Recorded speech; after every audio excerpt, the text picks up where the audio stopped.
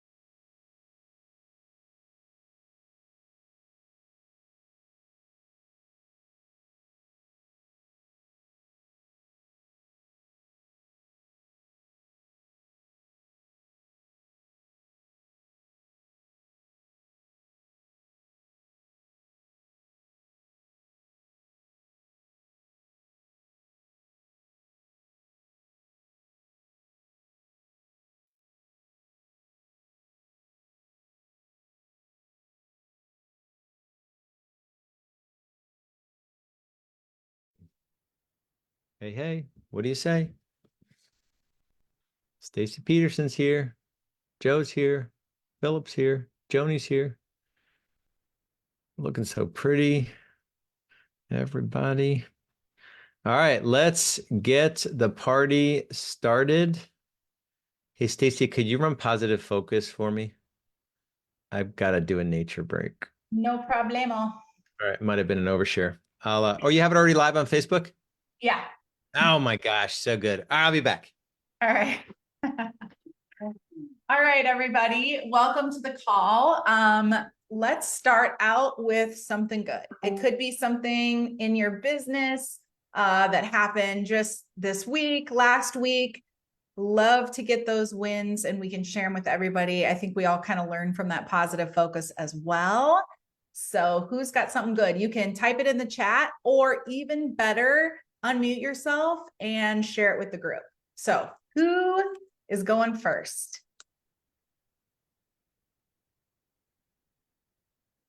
I'll go. All right, awesome. Thanks, Justin. Go ahead. So I was on the call yesterday and it was so good that it forced me to have like minor existential crisis in how I'm conducting business. And I'm just really grateful to be part of this group that forces those things to happen and kind of changes what I'm aligning to in my business. Oh, there's Lars. He should have heard that one. I did, and my bathroom's right there, so I heard existential crisis. Well, thank you again for yesterday. That helped me change my paradigm for how I'm spending my time. Awesome. That's really cool. So it was around time, just what you're doing with your time and how it maybe wasn't aligning with what you wanted to achieve. Yeah, what I was investing time in that wasn't giving me the return that made sense to keep investing in it. Very good. I love it. I sort of had my own little wake up call last night as I'm just now watching the show The West Wing because there's nothing on TV and I live in the tundra. It's like 30 below. I'm like, maybe watching 4 hours of The West Wing isn't necessarily like doing anything great for me. Plus, I don't even watch the news. So some of the stuff they're talking about, I'm like, what's the sitch room? Seth's like, the situation room. I'm like, oh, can they say that? Like, what? So anyway, it's not adding to my knowledge at all. All right, who else has something good? Philip, do you want to unmute and talk about your listing? It's a good one. Sure. Good morning, everybody. Yes, it was a sphere of influence. It was basically, I sold the property 5 years ago. So now it went back on the market. Seller is moving out of state. And we had an average of 72 days on market when we started in November. And after 33 days, finally, I pushed it hard on social media with Home Snap and with Property Boost on KV Core. And we had about 52,000 impressions, 312 clicks. So finally, we got multiple offers and went into escrow yesterday. Awesome. Congratulations. Really good. Thank I you. love it. Thank you. Nice share. Joe, how about you? You want to read yours? Tell us a little bit. Good morning, Stacy. There's not much more to add. A friend who I've been nurturing, who's a lender, we had coffee the other day. He's trying to grow his Facebook presence, and so I told him, what I'll do for you is I will like and respond to each of your Facebook posts so that you have an engagement going on, something I'd want for my Facebook posts. And he posts 3 times a day. I try to comment on each of them. And last night, as I was driving home from being out of town, he referred a neighbor condo sale to me. So that's it. That's awesome. That's Yeah. really good though, right? Like just building that relationship allowed you to, you're like, hey, let me do this for you. I wish I had more engagement, and then boom, you get a referral. Yes, thank Love you. it. Good one. Tom Miller, this is a good one. You have to unmute and share this positive focus. All right. So I woke up to this morning. Nice. Oh, And it's yeah. like, what is this all about? And so I'm like, well, I got to call him. So I called right away, and the lady's talking to me like she knows who I am, and like we've known each other forever. And so she goes into the story that a lady that is at the church she goes to's daughter's been looking for a house. She's a teacher, and they've just been struggling, and she really wants to refer me to her. And we ended up talking for probably 25 minutes, I bet. But yeah, so I'm getting a referral out of that deal. And it just shows that there's a reinforcement of the emails I'm sending out and that kind of stuff. People are reading them and seeing them, and they do. Like, I put my family picture out there at Christmas time for everybody. And it's not just my list, it's all my cold leads on KV Core as well. And so people do get to know you one way or another. And it was uncomfortable at first, but it was such a great conversation. By the time we were done, it was awesome. So That's really good, right? It is true. The more we kind of show us versus like just drip campaign type emails, people want to do business with people that they know. So really good, Tom. Great share. I hope she's like a bazillion-dollar buyer too. Official number, cash. All right, let's get one more positive focus, and then we're going to get going today because we have a great one for you. Who's just going to bring this home? Corey Wall. Oh, and another one. Voice. Go ahead, Corey. Hi, Stacey. How are you? Everybody. There's a lot of different coaches have like 66 points, 61 points that you need to get like to gamify your day. And last week I was challenged, I said, oh, I get my points done. No problem. I always do it. And last week I was challenged to actually track it. And it's funny. I got like 45 points, 30 points. I was like, oh, I am not. So just realizing like, I used to do sales in corporate America and I hated it, but I did it for someone else and my salary never changed. And now I'm like, okay, I need to do this for myself so I can, start realizing what's happening. So it's been a really good reminder and very encouraging. Awesome. I love it. I love the gamification too. And just that honesty with ourselves, right? Like, oh, I was for sure. I thought I was hitting 60. Nope. more like 40. So Exactly. good share. Did anybody else want to share? I thought I heard another voice, and then we will get started. And even if you don't unmute yourself, everyone go in the chat and leave a positive focus. You don't get a pass just because you're listening to other people's positive focus. Every single person. Because it also is the thing that keeps us going. Like sometimes talking to a wall of people that are not engaged is not fun. So you got to tell us like what is awesome in your business. So please, please, please do us that favor. And even if you feel like the business is not great, find one thing in the last 7 days that was great. I'll go. Starting to see traction on the database rock. Working on that is helping. So that's good. It's amazing. Awesome. Awesome. Yeah, the database is one of those like least fun rocks to work on because it often involves like, okay, pick up your cell phone and like scroll through it and put what's on your cell phone into your database. And it's like, oh, somebody shoot me if I have to do this. But it's probably the most valuable thing you'll ever do. Awesome. All right, cool. So everyone get in the chat. Everyone, cameras on if you're able.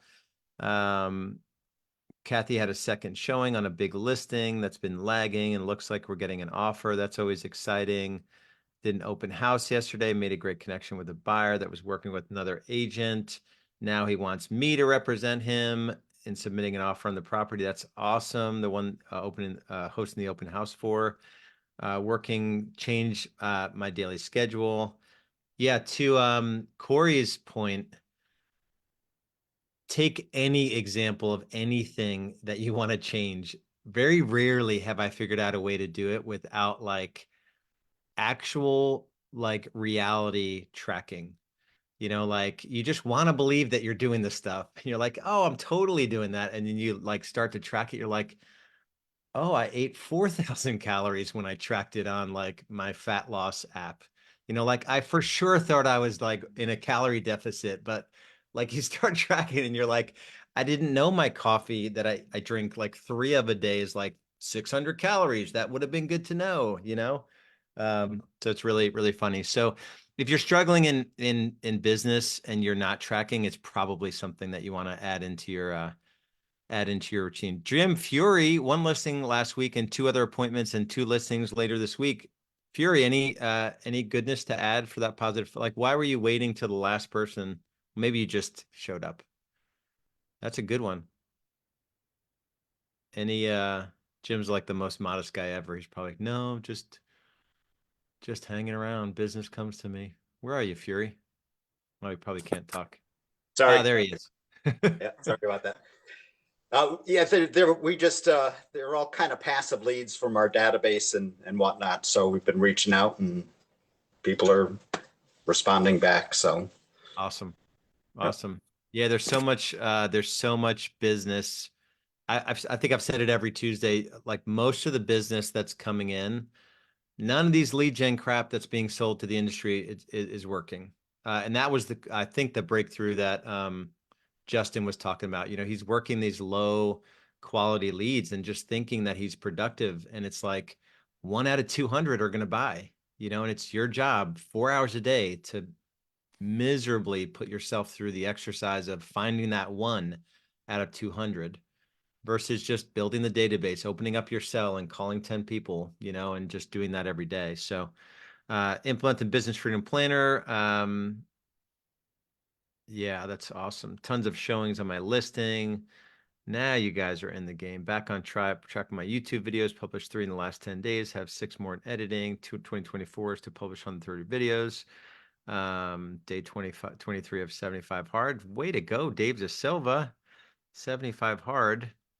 I made it to day 51 and it was horrible. When I found out I didn't drink my gallon from the day before, and Julie felt horrible calling me out on it. She actually said, for anybody, you have to drink a gallon of water per day. So I had this gallon of water and it was the morning. And my wife asked me, she's like, did you drink any water outside of your gallon yesterday? I'm like, nope, I always just drink it from the gallon. She's like, you didn't drink your gallon yesterday. I'm like, no. like the hardest thing I've ever done, and I failed it. All right, cool. All right, so the reason we do positive focus is that who here, raise your hand high if you think real estate is super easy. Wait, no one's raising their hands. So the reason we do positive focus is because if we don't look for the good stuff, the hard stuff will just implode our psyche, and it'll just, you just got to be looking for those good things all the time, every day. And Peterson, are you around for the whole time? Yep. All right. You want to do this training with me? Impromptu? I didn't tell you were going to do it, but you built it. You built it originally. So I may tag you in to get your perspective on stuff, because you and I have done our fair share of bringing agents into our world. All right, so let's start the formal training. So G, you can kind of mark this 12:13 p.m. is where we'll kind of cut it off for the toolbox. So today we're going to cover if you're in a position where you need leverage, whether it's mostly the first hire should probably be an admin, but this is bringing on an agent into your world, and what that looks like, how to do it the right way, how to know when it's time to do that, and all that good stuff. So I am going to, what do I spotlight myself? I don't know if I spotlight myself. Yeah, I guess I'll spotlight myself. All right, so let's get after it. So ask questions along the way. So any questions about any of this, just keep them coming in.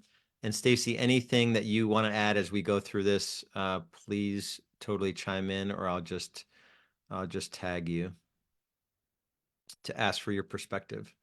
Because Stacy literally put this together, and I was reviewing it this morning. I'm like, I'm so glad Stacy did this, and it was still like 100% accurate. All right, so let's get after it. So the secret to my success is that we've gone to great lengths to hire the best people in the world. I can't say that I did this exactly right with every hire. A lot of times you put yourself in a position where you're at capacity, over capacity, and you're just triggered into hiring someone and throwing a body at something. So this quote is just a reminder that you really want to go after talent when you're doing this. So let's talk about the first and most important piece here is I have seen, and I know Stacy has as well, people are hiring agents when it's not the right time. So your business is barely running, the way it should be. You're not hiring out of an abundance. You're hiring maybe out of, frustration or burnout. But really you want to be hitting that 250 to 300,000 GCI, anywhere, definitely 2 to 3 deals plus per month. And at this point, you at least have a part-time administrator on board, if not a full-time administrator. And Stacy, you can chime in when this was in your journey. For me, this was the year I sold 44 homes. I brought an admin on in February, and this was my first full year in real estate, but I knew that I needed an admin. So I sold 44 homes without an agent, and I just had a part-time admin turn full-time. The next year I did 58 transactions, and I brought on a buyer agent like September of that year. So he sold 4 homes out of the 58. I did 54. And that's probably about like when you should be doing it. So a lot of it, if you're not at those numbers yet as a solo agent, you want to double down on all of your time blocking, working on dollar productive tasks, delegating, automating the low dollar tasks.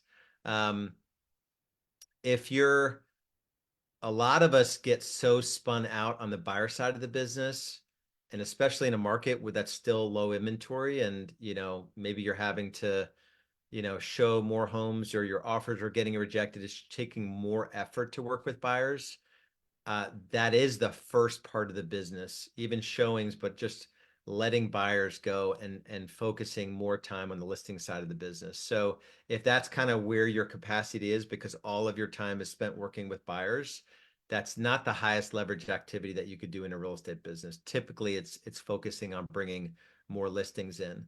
And then obviously the way that we run in Real Estate B School is that we are building businesses. If you want to build an actual business, it probably doesn't involve you doing all of the 12 jobs that there are to do as a real estate agent. So if your 3-year vision is to sell 100 homes, you're not going to be able to, you won't want to do that as a solo agent. You probably could, but you wouldn't want to. To sell 100 homes, you're probably doing 50 listings and you've got 2 agents doing 25 transactions each. So no matter where you are today, that could be a 3-year vision. And then maybe this year, it's to bring on your first buyer agent or a showing agent or whatnot. So you actually have to have a goal, a predetermined, a premeditated goal of building a business the right way. So it's got to match your 1 and 3-year goals. Stacey, anything to add on this around your journey? I think for me, I was always scared to like hand everything off to someone else, whether it be a buyer agent or an admin. And I wish I would have realized just sooner that handing things off allowed me to do more deals. It didn't actually cost me money. It made me money.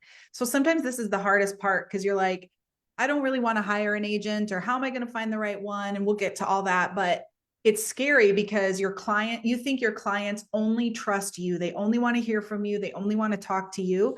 And the more that you realize how you do business can be a system, then you're actually offering someone else an opportunity and you guys can double your efforts and you're going to go further faster. So I just wish I would have realized that sooner instead of kind of hanging on to, no, they only want to work with me. And,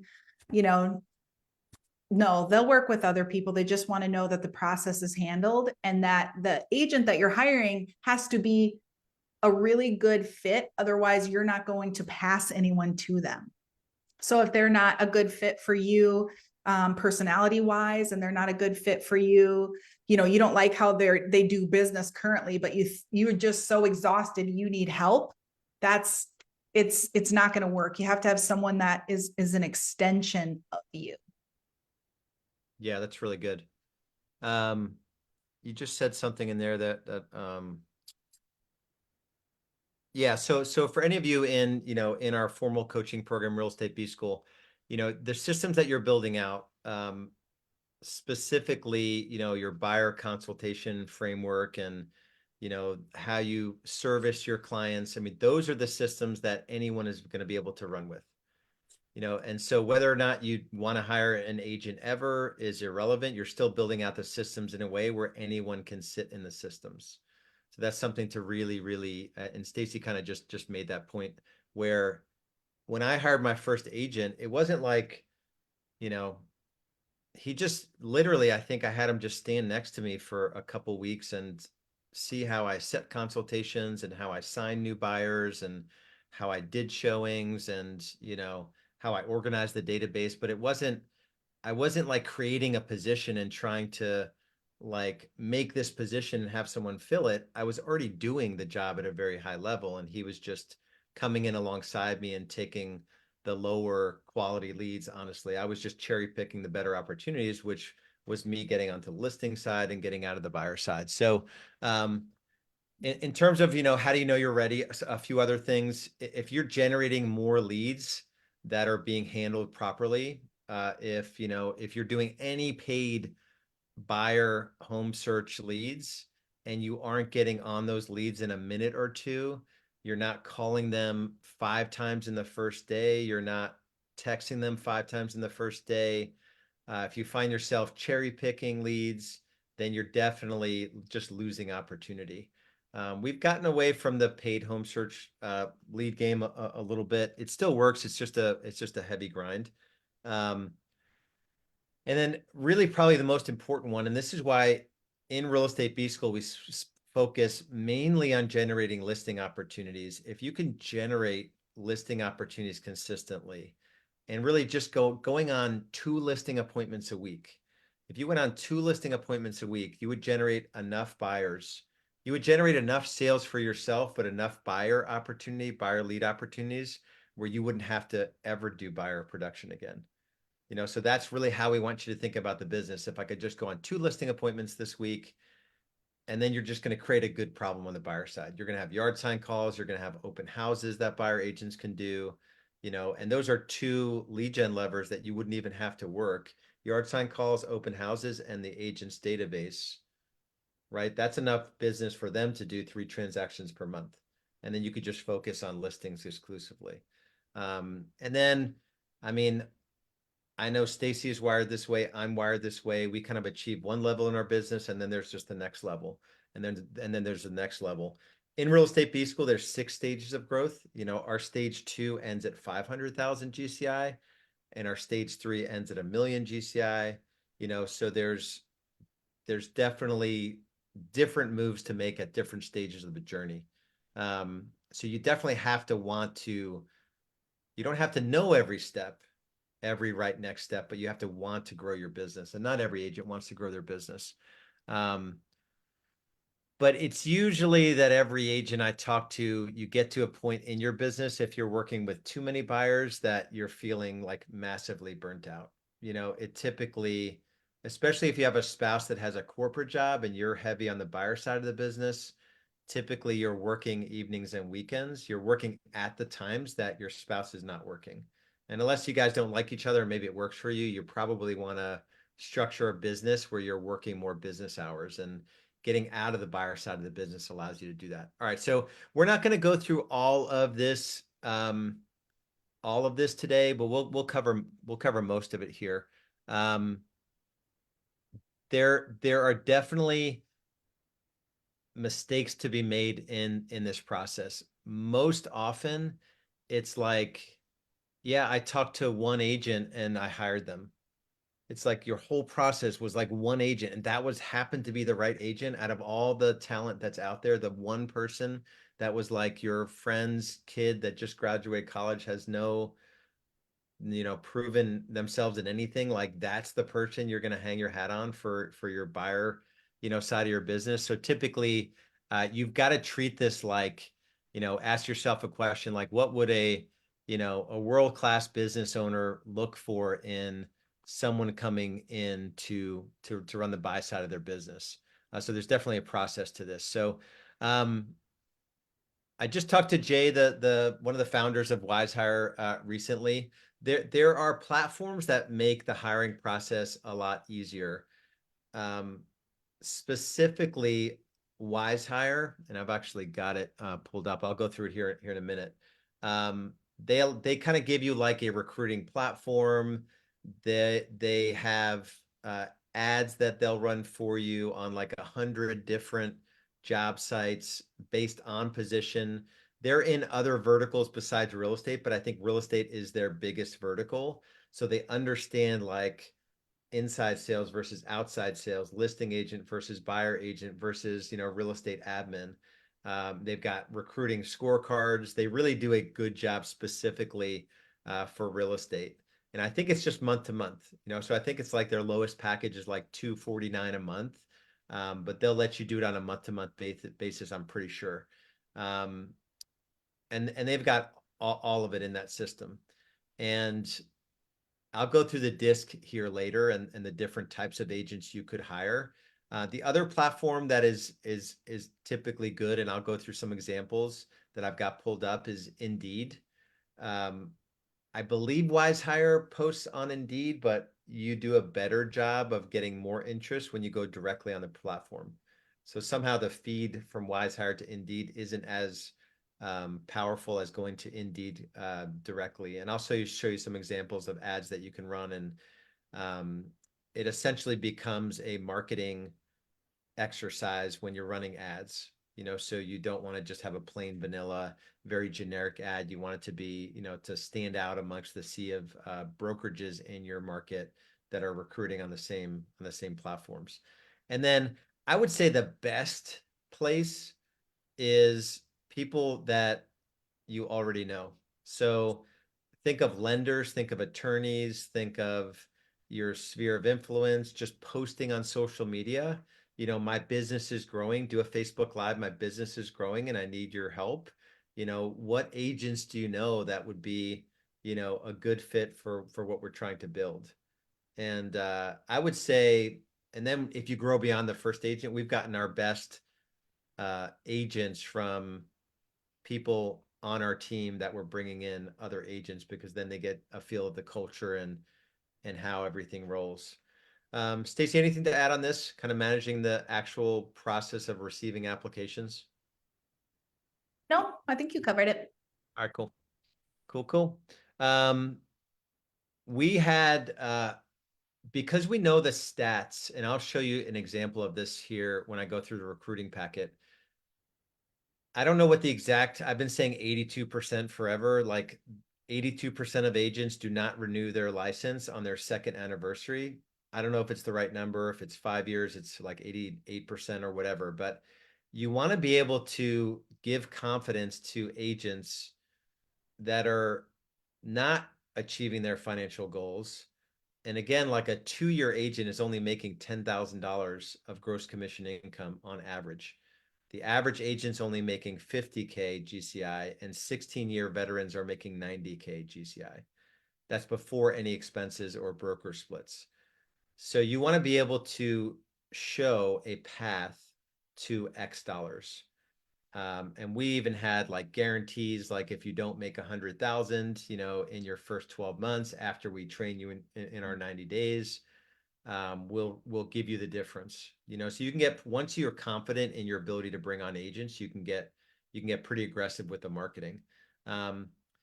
We tested career nights. I mean, I would only do career nights if you're looking to scale, beyond one agent. I don't think you'd need a career night necessarily, because you need to do them like every month in order for them to be successful. But it's another way where you could just add value in the market. Also, put out content. I used a recruiting blog from Viral for many years, very successfully. You get all the agents in your market, and you're just going to add value. Same way you do with your database. So if you're looking to add, a bunch of agents to your team, putting out content is a really no-brainer strategy. It requires some effort, just like it does to shoot 2 videos for your client database, past client SOI. But putting out content on social media for agents, putting out content on emailing your database of agents is a really good way as well. And then most MLSs, you can just pull reports.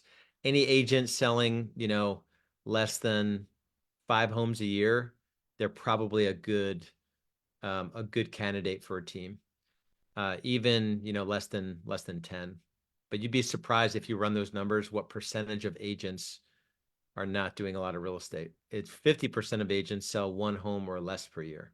So there's a lot of part-timers or people that aren't actually doing real estate. Let me go over, since we're on this section, and if you have anything to add, Stacy, just chime in. I'm going to show you guys a couple ads here. Samples. All right, where the heck is my... Where'd it go? All right, go Chrome. All right, here we go. All right, so I just pulled up, I think I just searched. So this is in my market. Dan Jones was one of our coaches at one point. He was actually on my real estate team, Carolina Real Estate Experts in Charlotte, North Carolina. And I like this one a lot. So the headline is guaranteed 100,000 your first year, or we will pay you the difference. So if you just search for real estate agent and you saw like real estate agents for hire, or like the generic headlines, anywhere you advertise, even if it's like a post on Facebook, or you have to realize that 80% of any interest in whatever you're putting out there is the headline. Same thing in an email. If you're going to email every agent in your market, you don't want to have something generic. It just won't be opened. So your ad will not be read unless you have something that's worth reading. So this is, I'll put this in, you guys can just go to Indeed and search for this, but I'll put it in the chat here as well. And I would go in your market. I would go to Indeed in your market and search and see what others are. Where the heck did the chat go? And I don't know if Annalise, if you're on here, but but I'll probably be dumping a bunch of stuff here that you may want to put links to. All right. So I'll put a link to this, but I would just spend some time on Indeed and just search up real estate agent. Real estate agent in Charlotte, North Carolina. So that one's pretty good. Free quality leads provided. This one, real estate agent.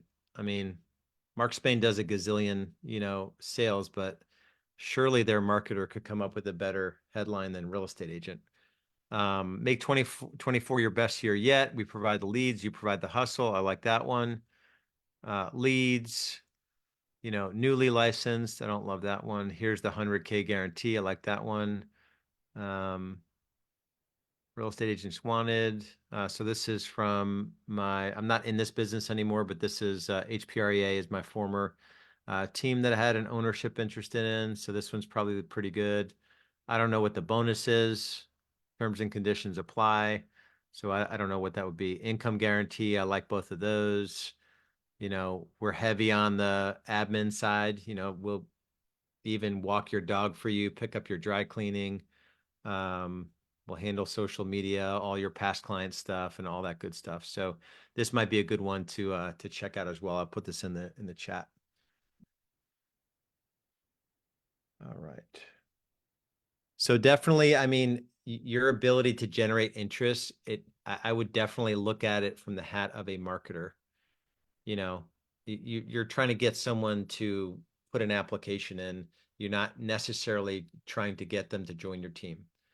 So you need to have lead flow here. So you have some agents to choose from. And that comes down to, splits definitely don't make for a, like Keller Williams real estate agent. I don't even know why anyone would click on that. Lars, Yeah. I'm sorry to interrupt your flow. It's great information. Why did you say you're trying to get them to submit an application, not join your team? What do you mean by that? You're just trying to get them to the next step of the process.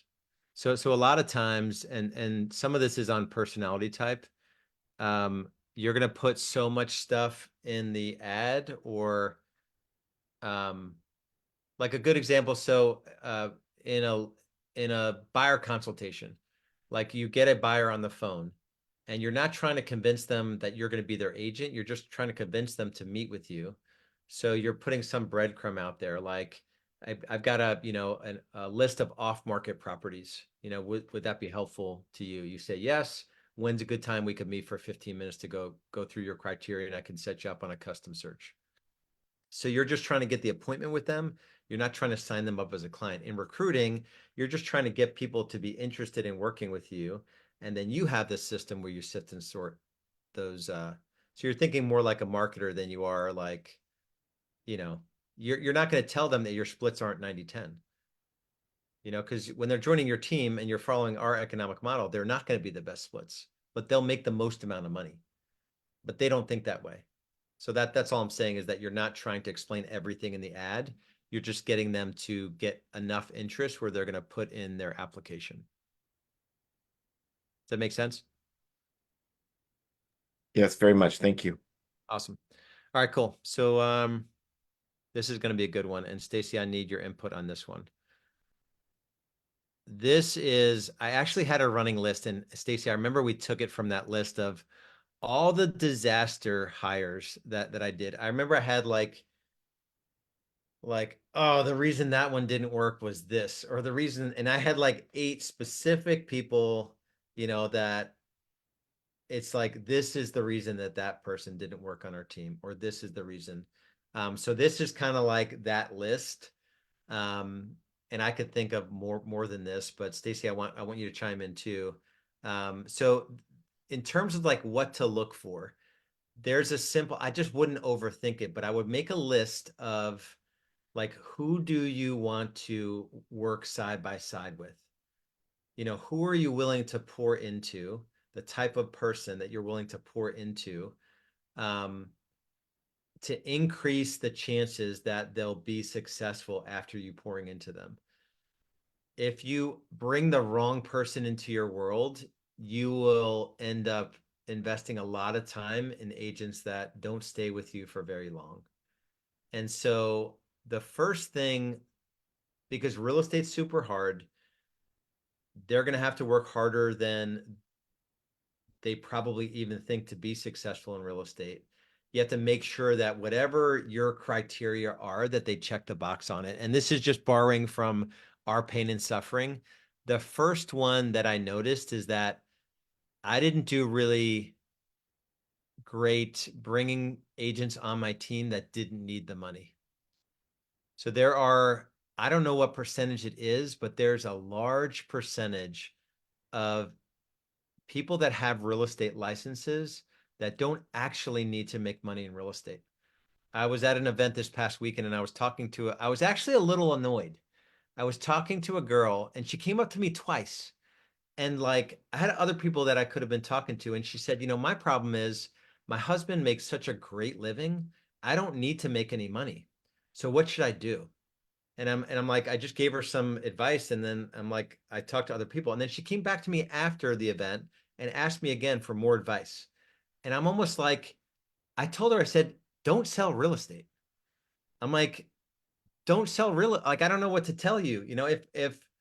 If you're passionate about real estate and you see an angle here where you can make an unreasonable amount of money, in this industry via any other industry, then get after it. But if your husband is going to be annoyed that you're working evenings and weekends and you're having to kind of lift this thing off the ground, and I'm like, don't do it.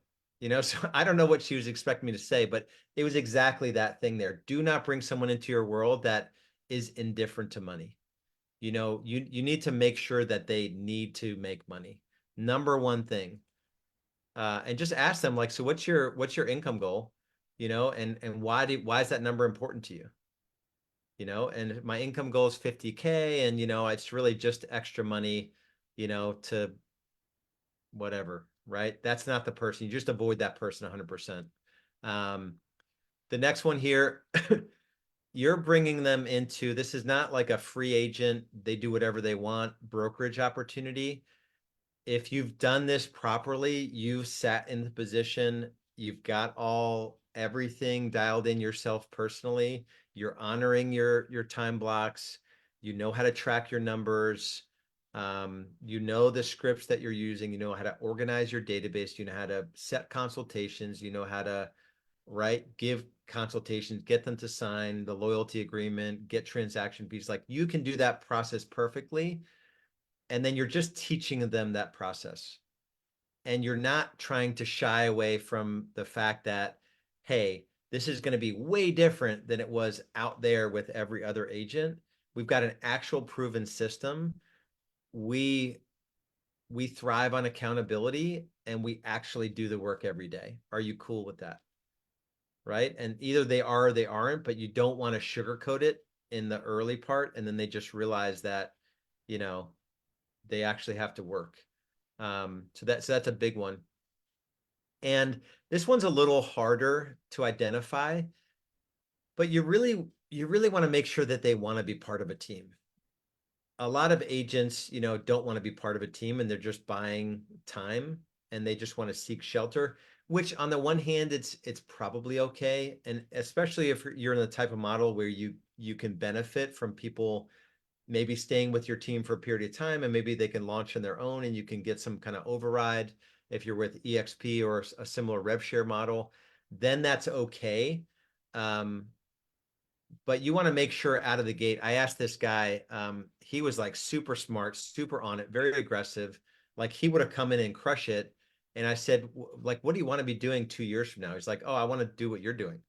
I'm like, okay, well, just go do that now. Like, I mean, not that I'm like, I have a scarcity mindset, but I want agents that want to come in and they love our culture and they want to be part of us for the long term. This next one's really, really big. There was it was a YouTube, it's like a 1:05 clip. If maybe Annalise, you can find it, search in YouTube, Stephen Furtick, FURTICK, relationship advice. And it's like 1:05, the video. And essentially it's this point here, that you want to make sure that they actually have proven anything before meeting you. I don't actually care what it is, but a lot of folks in the process of talking to an agent, they're just like, oh, you say you want to make 100,000, you say that you're willing to work hard, like, great, let's do this. And it's like, Stacy, tell me specifically 3 examples where you've worked really hard, and you've achieved something. And it's like, well, I'm only 22 and I just graduated college, but I actually, worked full time in college, and I played sports, and I was a double major. And it's like, well, that's freaking awesome. Like, that sounds like a lot of work. Like, how'd you manage all that?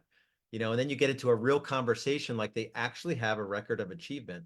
You'd be surprised at any age that people have not proven that they've gotten it together, which is great. It's fine for them. They could figure out how to get it together. They could figure, and I hope they do get it together. You just can't bring them into your world. And now you've got someone that you have to teach how to set an alarm, and, you have to like teach them basic, whatever, right? We don't want to put you in a position where they're going to bring you down. They're going to be like an anchor to you, versus now you have a running partner. Like, you want a running partner, someone that's going to run alongside you, and you've just got to train them up a little bit. Internal drive, again, practical questions around like, what they've done in the past. And then I would say, no personal drama. This one is like, so what do you have going on outside of business? And is your spouse generally supportive of you being in real estate? Definitely do a dinner with the spouse. I've identified more than a couple of crazies once I talk to their spouse. Great attitude, cultural fit. You definitely want core values. Our first 2 core values on our team were, we embrace accountability and discipline, and something around hard work and work ethic. And it's like, you could literally just take those 2 core values and ask practical questions around those 2 core values to see if they have any of those traits that you're looking for, that you want to pour into. I spoke a lot there. Stacy, what do you want to add to that? I know you've had a lot of pain and suffering and a lot of success in this area as well. Anything to add? Yeah, one of the things that I didn't do well, and I think it's a struggle for some people, is that you have to realize that you're looking for someone full-time. So if they're working another job, they've got a whole bunch of commitments, 8 to 5, nights, weekends, whatever it is, and you're like, oh, it'll be fine. Maybe I don't have enough to keep them busy. But I guarantee you, your expectations are full-time, because if you're at the point where you need a buyer agent, you're already working more than probably a normal amount of hours. So by hiring someone that can only contribute 20 hours a week, which probably ends up equaling 10 hours a week, is never going to fulfill what you're actually looking for. And then you're going to determine that hiring an agent just isn't for you, when really the expectations weren't aligned with what that person could actually do. So I think that's something to note, that most times a part-time agent isn't going to work out unless that part-time ends in 3 months or 6, some agreed upon time that could work, but I wouldn't start off that way. And then another thing I wanted to mention is, when you're looking for a record of achievement, I think a lot of that comes from having a very descriptive, and we're going to get into it, but job description. So when you know what all you're looking to do is to plug people into what you have, not create, like Lars said, your friend's neighbor's cousin wants to be a real estate agent, and you're like, you know what, I need help. Yeah, come on in. It'll be great. It'll totally work out. That's generally when everybody is let down, because you don't have this description, this job. Like, no one shows up at, I don't know, CNN, and they're like, hey, do you have a job for me? And they're like, we probably do. There's got to be something. No, they know exactly what they're hiring for. what that person's going to do, how they win in that position. Like, how does someone really win for you as a buyer agent? What are those expectations? So I think those are like two major things. Yeah. And a lot of people get into real estate and they're so casual about it, that they're wherever a broker that ever hired them, there was no conversation about like what they would do on the daily to be successful in real estate. And now they're sort of coming in like this vague, like maybe they've been with another couple brokers and now they're coming into your world and they're just expecting that you're going to give them a bunch of leads and they can continue to do whatever they want. Generally, that's how they come in. And generally we tend to sugarcoat, like Stacy said, we're going to sugarcoat like what we're actually offering them. But because you've done the position before, without a shadow of a doubt what it takes to be successful, that you could confidently tell them that like, here's exactly what you need to be successful in real estate. And you have the NAR statistics to show how unsuccessful the industry is.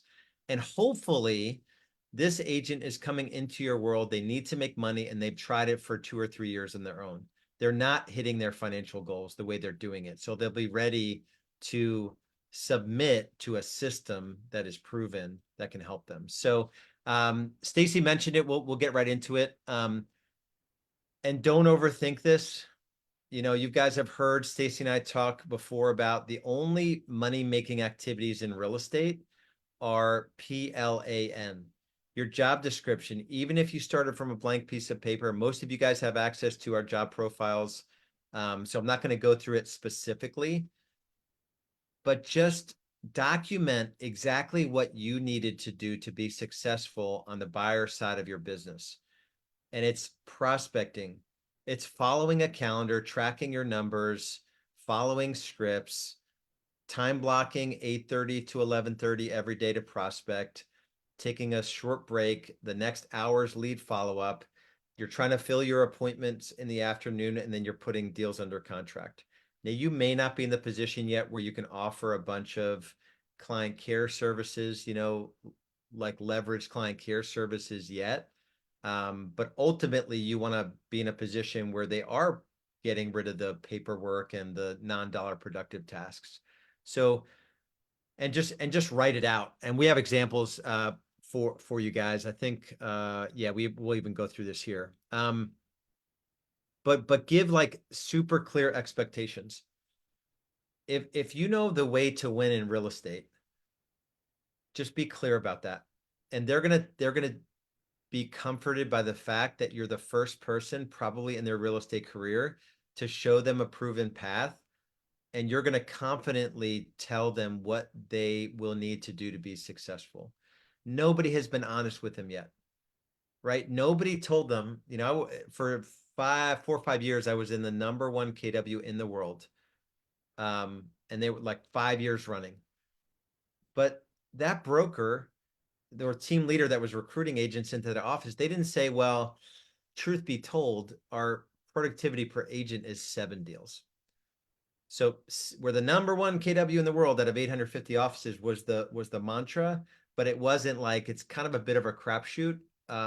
We have just as many agents selling 3 homes a year as we do selling 11 homes per year, right? So they don't actually have a system for them to be successful, but you've got to show them a clear path, and then give them a sample schedule. So the same schedule, and you guys have seen it. Let me share my entire desktop here, and I'll show you all right. I look old when I do that. All right. So the same schedule that I've shared with you guys, this is the schedule, right? You're going to help them construct their week in a way where they have some balance, right? They have standards. You're running this same schedule. So it's not like you're asking them to do anything different than you're doing. And like their job is in the mornings, they're filling up the appointment slots in the afternoons. And if they don't have an appointment to work with a buyer or to present to a buyer, they actually don't have to build systems like you guys have the options to if you're running the team. they only have the option to double down on new business development if they don't fill these appointment slots. They don't disappear at that point, right? Or they don't check out and, you know, show one home and then at like they leave the office at 12 o'clock and they showed one home and they're done for the day, right? You want someone that's going to get after it. And in these 90-minute time blocks that they're not meeting with a new buyer for a new buyer consult, they're actually doubling down on new business development activities. And there's a lot of hours in the week, right? And so they're using the same tracking sheets that you guys are using. There's really nothing different that they're doing. All right, let me, all right, so that's clear expectations. Yeah, so we had, you know, there's another, you want to show them the path, you know, to, we had a minimum expectation as well of, ours was higher, but you should have like getting them to two closings per month as quickly as possible.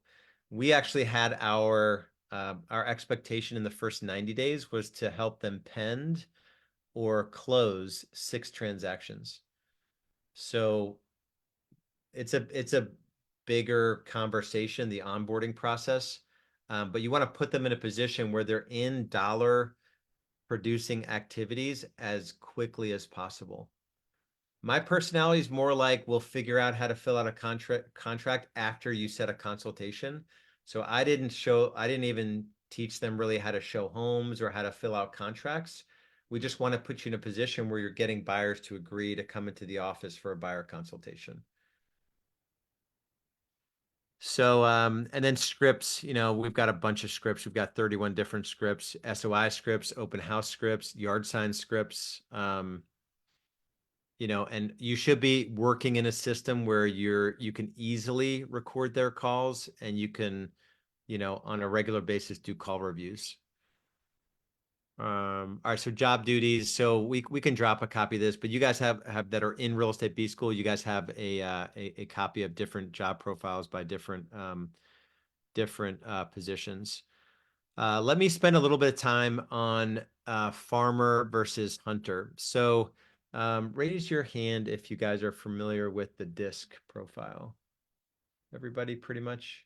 Yeah, so it's a pretty easy one to understand. It's really widely used. I don't know if it's widely used in every other industry, but it's super widely used in the real estate space. And there are 2 types of agents out there. And depending on how you built your business and the position you're looking to fill, if you built your business because you were more of a farmer and you were database and that's your expertise, then build a system around that and show agents how to do that. You could have more of a farmer personality. I was more of a farmer. I was not a hunter. I'm super introverted, you know, so I would not have agents come in and, you know, cold call. It just wasn't how I ran my business. So you could probably be okay bringing agents into your world that are more farmer types and they're not like overly like super high D, you know, hunter personalities. But generally a farmer type salesperson is like a mid D. So they're not off the charts in D. Their I think stands for, I think it's influence, but you know, a higher I. So they're outgoing. They have no problem talking to people. S is more like that nurturer type. So they're middle S, and C is like compliance, but analytical. So they don't have to be like super analytical in sales. So generally you're looking for DI or ID personalities if you're looking at the disc. High I is all about rapport building. I don't know if D, the competencies are tracking and reporting. I would say the challenge with a D is tracking and reporting.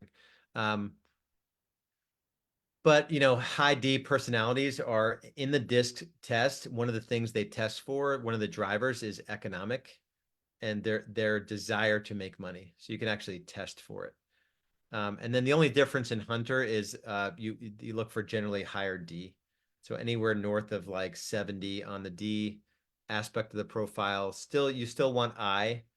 I have low I, so I was never really a natural salesperson, even though I did it for a season. And then S and C is less important when it comes to actual salespeople. Inside sales, we won't go over that. I won't go over Colby right now.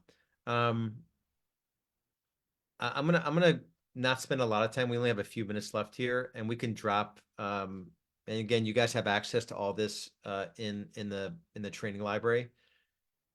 I wouldn't overthink. You need to have interview questions. We have multiple interviews. We have a reference check system.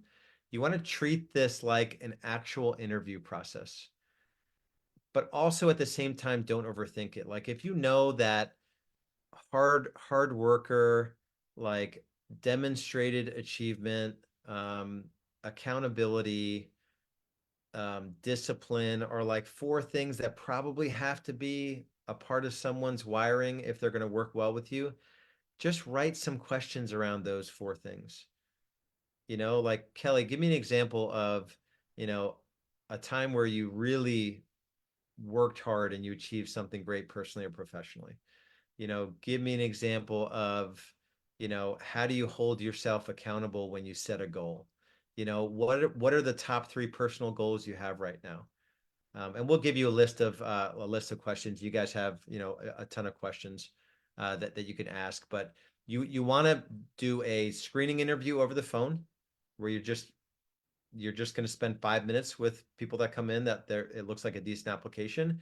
And then with those that have a good screening interview, and you can tell on that quick conversation that they have batteries included. Like you just don't want to meet with anyone where you could just tell in a few minutes, like this person does not have batteries included. It is not worth my time. So you could like in an hour, you could have, like 5, 7, 8 screening interviews, maybe 1 or 2 out of those, you'll actually do an in-person interview with. And then even after that screening interview, get like 5 or 6 questions together. The longer interview is probably 20 questions. You're going into some of their, their strengths, their weaknesses, their work experiences. Tell me about a crappy manager you've had, tell me about a time where you overcame, all those like interview questions. And then you're going to do, when you're giving them the offer, you're going to go through a more involved process where you're going to actually lay out the expectations for the position and be really clear. Like, I just want to make sure we're on the same page. It's easy to get excited, in this interview process. We're going to have another time where we just get together and we'll talk about the expectations for the position and how we can, you can crush it inside of this system. And so generally that's it. Screen, first interview, and then you're in a position where you want to hire them. And you want to check references. So you want to talk to 3 personal, 3 professional references. They have to be able to produce a few people that can speak highly of them professionally. And then we've got a set of questions for those as well.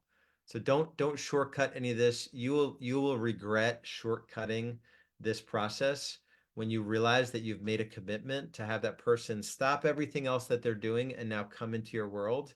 And now you realize that, oh crap, they're not a hard worker. They're making excuses. They haven't showed up on time for our first 2 training sessions. Like you're going to instantly feel this weight. And I've done it many times. And I don't want you guys to be there. So slow down in this process and just get to know them and make sure they're wired for success, even if you have to train them in your cadence and inside your system, if that makes sense. All right, my friends, we could probably do like 10 sessions on this. But we've got more probably to cover. I can do another training maybe in a month or 2 around the onboarding system, which is really, really important as well. All right, let me see if there's any last minute questions and then we'll get out of here. Sorry, I guess thinking of changing my brokerage. Good morning. It's Kathy Burns. Relationship advice. Yeah, so that's just a good video. Even if you don't share my faith, it's just he's talking to the women about how they find these men that have all this potential, but they have no track record at all of achieving anything. And so it's just really a great analogy. I heard that sermon live and instantly I thought about business. And it wasn't about business, the sermon, but I'm like, man, all the people that I've given the benefit of the doubt to that tell me they want to achieve in real estate when I didn't even ask them if they had any pattern of success. In the interview process, you want to really figure out if this person has a pattern of success. Super important. All right, guys. We will see you next week. Next week, we are covering, we have a new month next week. I forget what the topic is next week. I just looked at it yesterday, but I'll be here. It'll be awesome. And you guys reach out if you need anything. You know how to get in touch with us. Much love, much respect. Thank you, Peterson, as always, for helping out. Appreciate your valuable insight, and we'll talk to you guys next week. Be good. Bye-bye.